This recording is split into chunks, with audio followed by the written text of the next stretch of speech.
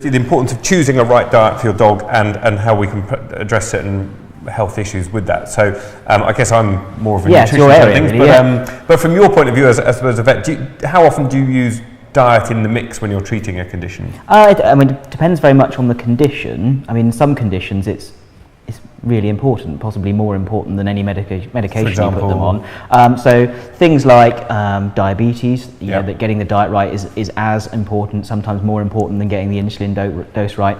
Dogs with or cats with inflammatory bowel disease or pancreatitis, again, you can fill them full of steroids and all sorts of drugs, but actually changing the diet is as, if not more important. Arthritis can do it, obviously obesity and obesity related things, the diet is important there. Skin disease and other allergies, so a whole wealth of things that can improve. Even things like asthma have been shown to improve with dietary therapy alone. So it can play a very big role in what we do sort of clinically.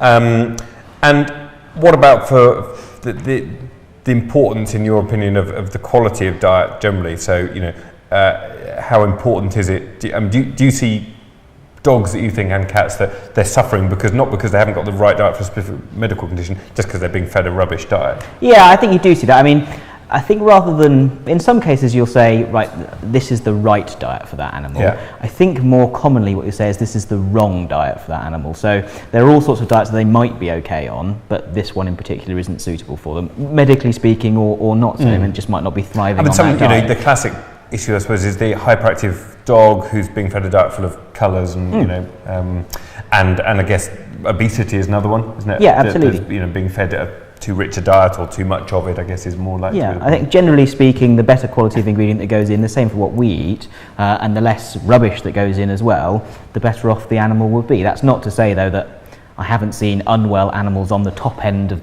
the range, and I've seen animals that have been ancient and absolutely fine that have been on the lower end. Same with people, isn't it? I mean, you can have a really healthy diet yourself, your 5 a day, but it doesn't necessarily mean you're going to stay healthy, but hopefully it gives you a better chance. Other people out there that just eat pizza and seem to be absolutely live to fine. 120. Yeah, so you know, it's about hedging your bets and what fits your animal and playing the odds, and generally if you feed a better quality diet, you're going to be better off.